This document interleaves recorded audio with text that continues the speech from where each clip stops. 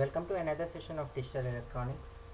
In this session, we will discuss about error correction and error detection techniques, especially about parity method, Hamming code method, and cyclic redundancy check. So let's start with about error correction and error detection techniques. पहले समझते हैं कि error क्या है और क्यों आती है. देखिए, जब भी कभी हम वायर पे कभी डेटा सेंड करते हैं तो वायर ट्रांसमिशन के दौरान कॉपर वायर की एक खास प्रॉपर्टी होती है कि ये आसपास के मीडियम के साथ कम्युनिकेट कर जाती है. आसपास में अगर कोई मैग्नेटिक फील्ड हो तो उसकी वजह से उसमें करंट डेवलप हो जाता है, जिसको कि हम 0 या 1 सेंस कर जाते हैं, जो कि उस समय गलत होता है. ठीक है. There can be another way. हो सकता है कि हम बहुत हाई स्पीड से भेज रहे हैं और सेंडर और रिसीवर की स्पीड इक्वल नहीं है. सो इस केस में भी 100% एक्यूरेसी पॉसिबल नहीं है. ठीक है.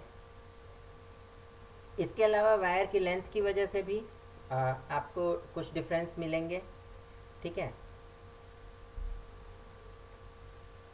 सो आप जितना ज़्यादा अमाउंट ऑफ डेटा या जितनी हाई स्पीड से डेटा सेंड कर रहे हैं उसके ऊपर डिपेंड करता है कि आपका कितना एरर फ्री डेटा जाएगा. ठीक है. इसको चेक करने के लिए कुछ हमारे पास मेथड्स हैं. स्पेसिफिकली अगर बात करें तो साइक्लिक रिडंडेंसी चेक, चेकसम और पैरिटी मेथड जो हैं वो सबसे ज़्यादा कॉमनली यूज़ किए जाते हैं. ठीक है. Let's understand about parity method first. ठीक है. पैरिटी मेथड क्या है? हमें कुछ नंबर भेजना था या कोई कोड भेजना था. हमने कहा कि नहीं, इसके साथ में एक डिजिट एक्स्ट्रा भेज दो जो कि एरर चेक करने के काम आए. ठीक है.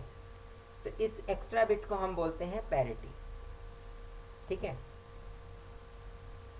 ये एक्स्ट्रा बिट आपकी 1 या 0 हो सकती है एज पर आवर चॉइस. ठीक है.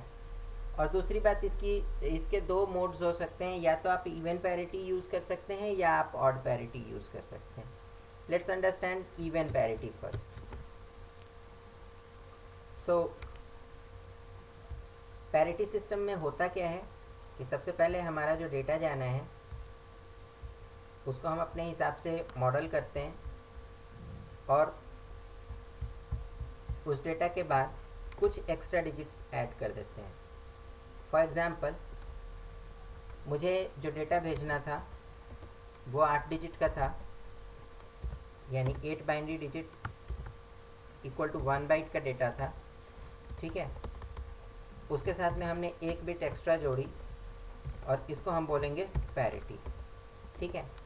So parity can be kept at the beginning और it can be kept at end. ठीक है. नाउ इवन पैरिटी का मतलब क्या होता है कि जो आपकी पैरिटी कैलकुलेट की गई है ये आपके डेटा को इवन एज्यूम करके की गई है. कि मीन्स पैरिटी को छोड़ करके जो बाकी का आपका डेटा है वो सारा कुछ, अगर करेक्ट डेटा रिसीव हुआ है तो वो इवन आएगा. मतलब उसमें इवन नंबर ऑफ वंस होंगे. ठीक है. अगर इवन नंबर ऑफ वंस नहीं है दैट मीन्स डेटा गलत है. ठीक है. नाउ जस्ट सी, हमें तो इसमें भेजना हो तो हम कुछ भी भेज सकते हैं. ऑल ज़ीरो से लेकर के ऑल वंस तक, यानी टोटल 256 कॉम्बिनेशन बन रहे हैं यहाँ पे. ठीक है. Suppose I have sent this particular number. ठीक है. मुझे ये नंबर भेजना था. अब इस नंबर के बदले हम सबसे पहले इसमें चेक करते हैं कि कितने नंबर ऑफ वंस आ रहे हैं. ठीक है. यानी कि हमारा जो सबसे पहला काम होगा इसमें वो होगा काउंट करना नंबर ऑफ वंस. ठीक है. वंस को काउंट किया तो वी हैव गॉट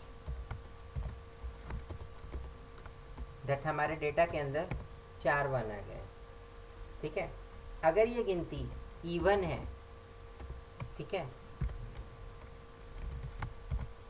यानी कि ये डिविजिबल बाई 2 है,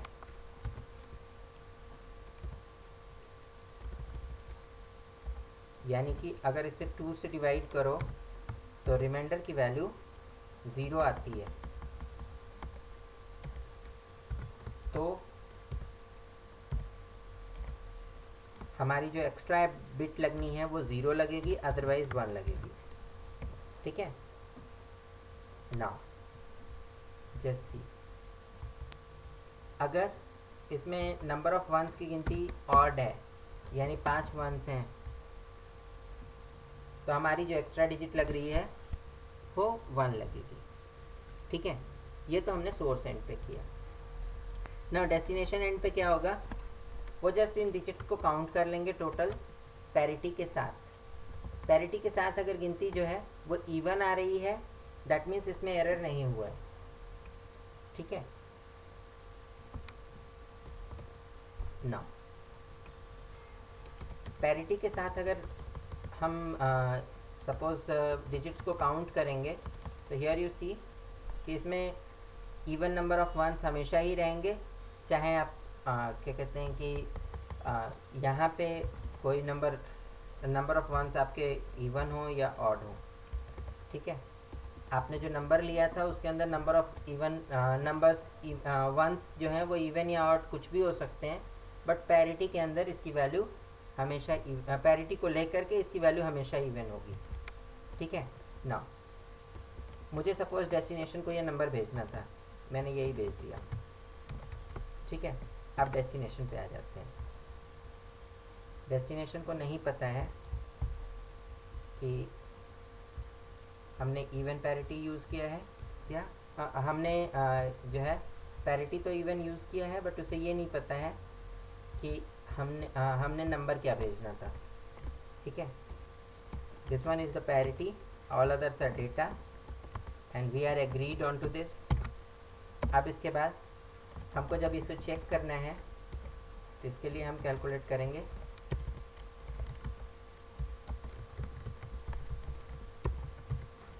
चेक सीक्वेंस, और you can say check bit calculate करेंगे, and that will be sum of all these ones and you will get here whatever is supposed to be।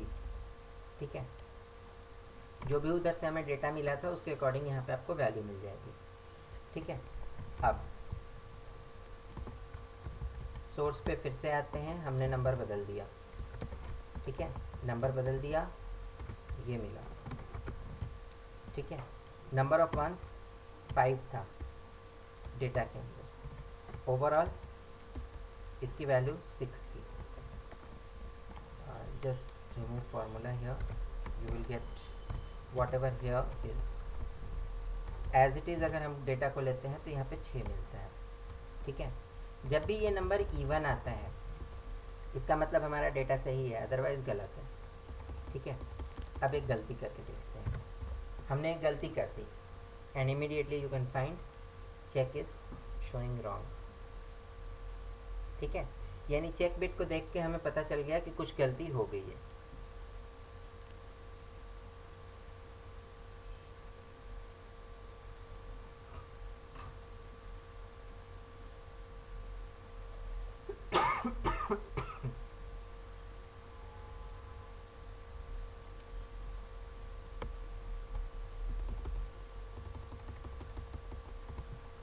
Okay,